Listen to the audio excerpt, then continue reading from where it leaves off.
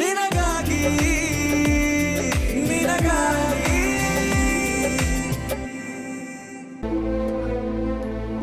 ರಾಖಿ ಕಟ್ಟಿದ ಕೈಗೆ ಏನಾದ್ರೂ ಉಡುಗೊರೆ ಕೊಡ್ಬೇಕು. ಏನ್ ಬೇಕಮ್ಮ ನಿನಗೆ? ನೀನ್ ನಮ್ಮ ಮನೆಗೆ ವಾಪಸ್ ಬಂದ್ಬಿಡೋಣ, ಅಷ್ಟು ಸಾಕು.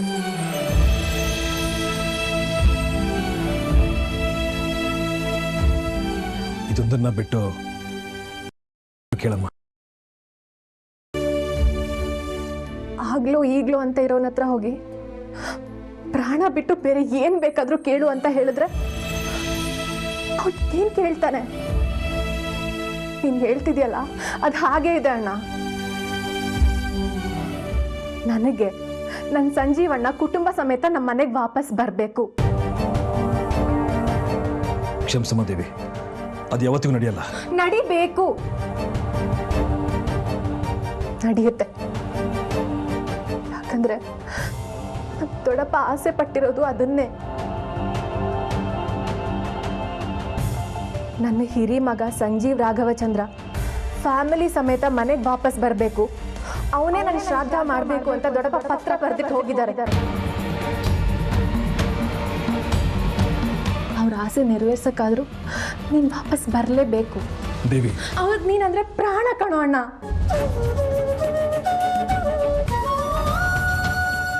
ಬದುಕಿದ್ದಾಗ್ಲೂ ಅವ್ರು ನಿನ್ನ ಹೆಸರನ್ನೇ ಜಪ ಮಾಡ್ತಾ ಇದ್ರು, ಹೋದ್ಮೇಲೂ ನಿನ್ನ ಹೆಸರನ್ನೇ ಕನ್ವರಿಸ್ತಾ ಇದ್ದಾರೆ.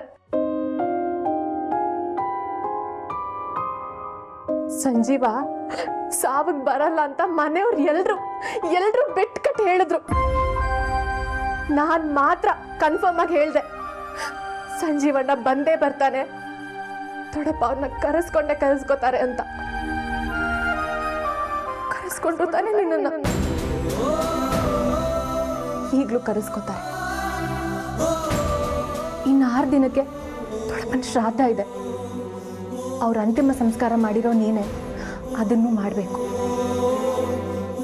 ಅದೇ ಶಾಸ್ತ್ರ. ನೀನ್ ಮಾಡ್ತೀಯ, ನಾನು ಕಾಯ್ತಾ ಇರ್ತೀನಿ.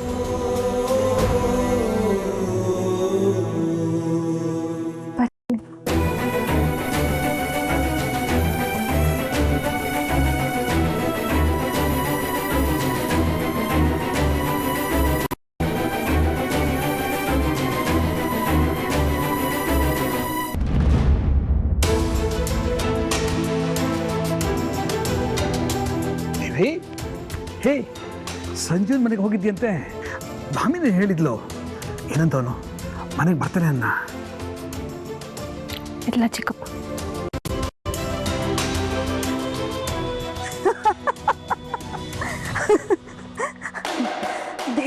ದೇವಿ ಬಡ್ಕೊಂಡೆ ನಾನು. ಆ ಸಂಜೀವನ್ ಮನೆಗೆ ಹೋಗ್ಬೇಡ, ನಮ್ದವ್ರ ಮುಖಕ್ಕೆ ಬೆರಣಿ ತಟ್ಟೋದ್ರಲ್ಲಿ ಅವ್ನು ಎಕ್ಸ್ಪರ್ಟ್ ಅಂತ. ನನ್ನ ಮಾತೆಲ್ಲಿ ಕೇಳ್ತೀಯ ನೀನು? ಸಂಜೀವನ ಮೇಲೆ ನಿಮ್ಗೆಲ್ಲ ಯಾಕಿಷ್ಟು ದ್ವೇಷ? ಆ ಸಂಜೀವ ಅಷ್ಟೊಂದು ಒಳ್ಳೆಯವನಾಗಿದ್ರೆ, ಅವನ ಮೇಲೆ ನಿಂಗೆ ಅಷ್ಟೊಂದು ಪ್ರೀತಿ ಉಕ್ಕಿ ಹರಿತಿದ್ರೆ, ಒಂದು ಕೆಲಸ ಮಾಡು, ನೀನು ಹೋಗಿ ಅವನ ಜೊತೆನೆ ಸೆಟ್ಲ್ ಆಗ್ಬಿಡು. ಹೌದು, ಆ ಸಂಜೀವ ಏನ್ ಬಿಸ್ನೆಸ್ ಮಾಡ್ತಿದ್ದಾನೆ ಈಗ? ನನಗೆ ಸಿಕ್ಕಿರೋ ಇನ್ಫಾರ್ಮೇಶನ್ ಪ್ರಕಾರ ರೋಡ್ ಸೈಡಲ್ಲಿ ಯಾವುದೋ ಫುಡ್ ಟ್ರಕ್ ನಡೆಸ್ತಿದ್ದಾನಂತೆ ಮಾಮ್. ಅವ್ನು ಮಾಡೋ ಚಿತ್ರಾನ್ನ ಪುಳಿಯೋಗರೆ ತುಂಬ ಫೇಮಸ್ ಅಂತೆ ದೊಡ್ಡಮ್ಮ. ಮತ್ತೆ ಕಪಿಲ್, ನಿಮ್ಮ ಅಪ್ಪನ ತಟ್ಟೆ ಲೋಟ ತೊಳೆಯೋಕ್ಕೆ ಅಲ್ಲಿಗೆ ಕಳಿಸ್ಬೋದಲ್ವೇನೋ? ಮುದಿಯ ಎಸ್ ಅಂದರೆ ಈಗಲೇ ಹೋಗಿ ಎಸದ್ ಬಂದ್ಬಿಡ್ತೀನಿ. ಏನಂತೀಯ ಮುದಿಯ? ಕಪ್ಪು, ವಯಸ್ಸಲ್ಲಿ ದೊಡ್ಡೋರ್ ಕಣವರು, ಹಾಗೆಲ್ಲ ಅವಮಾನ ಮಾಡಬಾರ್ದು. ಮಾಡಿದ್ರೆ ರೋಷ ಉಕ್ಕಿ ಇವನೇ ನೇಣು ಹಾಕೊಂಡ್ಬಿಡ್ತಾನ ಅಣ್ಣ.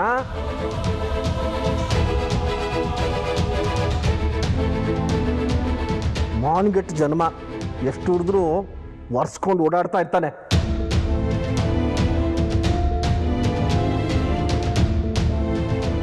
ಇವನ್ನೇನ ಚಿಕ್ಕಪ್ಪ, ಅದ್ಯಾವುದೋ ದೇವಸ್ಥಾನದಲ್ಲಿ ಹರಕೆ ಹೊತ್ತೆತ್ತಿದ್ದು? ತಪ್ಪು ಮಾಡ್ಬಿಟ್ರಿ. ದೇವಿ, ಕಪ್ಪು,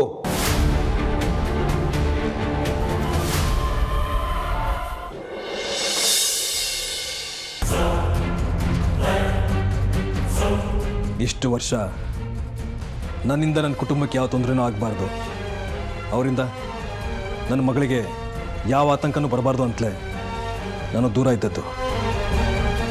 ಆದರೆ ಯಾವಾಗ ಅಮ್ಮ ಅಪಾಯದಲ್ಲಿದ್ದಾರೆ, ಹೇಗಾದರೂ ಅವಳನ್ನು ಕಾಪಾಡಿ, ಅವ್ರನ್ನ ಕಾಪಾಡುವಂಥ ಅಪ್ಪ ಕೇಳ್ಕೊಂಡ್ರು, ಆಗ ನನ್ನ ನಿರ್ಧಾರವನ್ನು ನಾನು ಬದಲಾಯಿಸ್ಬಿಟ್ಟೆ. ಒಬ್ಬ ಅಪ್ಪನಾಗಿ ಮಗಳ ರಕ್ಷಣೆ ಹೇಗೆ ಮುಖ್ಯನೋ ಅದೇ ರೀತಿ ಒಬ್ಬ ಮಗನಾಗಿ ಅಮ್ಮನ ರಕ್ಷಣೆ ಮಾಡೋದು ನನ್ನ ಕರ್ತವ್ಯ. ನಮ್ಮ ಅಪ್ಪಾಜಿ ಹೇಳಿದ ಪ್ರಕಾರ ನಾವು ಆ ಮನೆಗೆ ಹೋಗ್ತಾ ಇದ್ದೀವಿ. ಅಮ್ಮನ ಮನಸ್ಸನ್ನು ಗೆಲ್ಲೋದ್ರ ಜೊತೆಗೆ ಸಂಬಂಧಗಳನ್ನು ಮತ್ತೆ ಬೆಸೆತೀವಿ. ಎಂಥ ವಿಕೋಪದ ಪರಿಸ್ಥಿತಿ ಬಂದರೂ ನಮ್ಮ ಕೂಡು ಕುಟುಂಬನ ಗಟ್ಟಿಗೊಳಿಸ್ತೀವಿ. ಕೊನೆಗಾಲದಲ್ಲಂತೂ ನಾನು ಅಪ್ಪನ ಜೊತೆಗೆ ಇರೋಕ್ಕಾಗಲಿಲ್ಲ. ಕಡೆ ಪಕ್ಷ ಅವರ ಕೊನೆಯ ಆಸೆ ನೆರವೇರಿಸಿ ಮಗನಾಗಿ ಅವರಿಗೆ ನಾನು ಶ್ರದ್ಧಾಂಜಲಿ ಸಲ್ಲಿಸ್ತೇನೆ.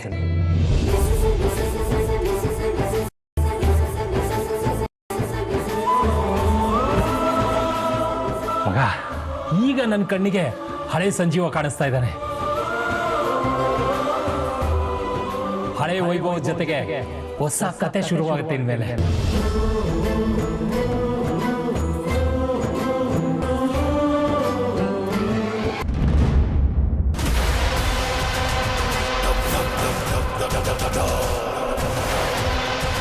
ಅಣ್ಣ 11:45 ಆಗ್ತಾ ಬಂತು.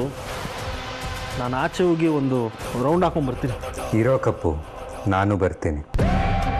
ದಿನ ರಾತ್ರಿ ನಿದ್ದೆ ಇಲ್ಲದೆ ಇವು ಟಾರ್ಚರ್ನ ಅನುಭವಿಸಿ ನನಗೂ ಸಾಕಾಗೋಗಿದೆ ಕಣೋ. ನಡಿ. ಹಾಂ,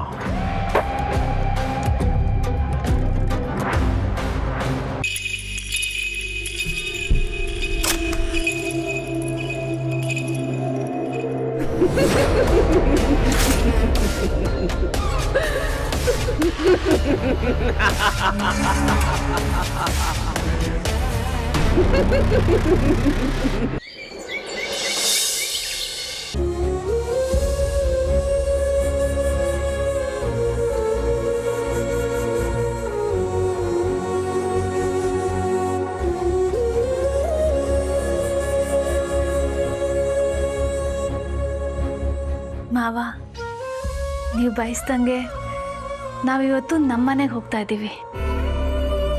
ನಮ್ಮ ಹೊಸ ಜೀವನದ ಹೊಸ ಅಧ್ಯಾಯನ ಪ್ರಾರಂಭ ಮಾಡ್ತಾ ಇದ್ದೀವಿ.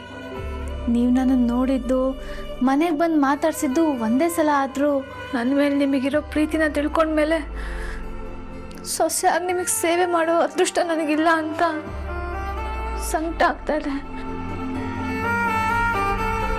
ಆದರೆ ನನ್ನ ಅತ್ತೆನ ನಾನು ಚೆನ್ನಾಗಿ ನೋಡ್ಕೋತೀನಿ ಮಾವ.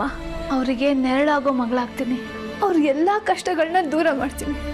ತಾಯಿನ ಮಗನ ಒಂದು ಮಾಡಿ ನೀವು ಬಯಸಿರೋ ಸಂತೋಷನ ನಾನು ಅವ್ರಿಗೆ ಕೊಡ್ತೀನಿ. ಚದ್ರೋಗಿರೋ ನಮ್ಮ ಗುಬ್ಬಿಗೂಡನ್ನ ಮತ್ತೆ ನಾನು ಒಂದು ಮಾಡ್ತೀನಿ.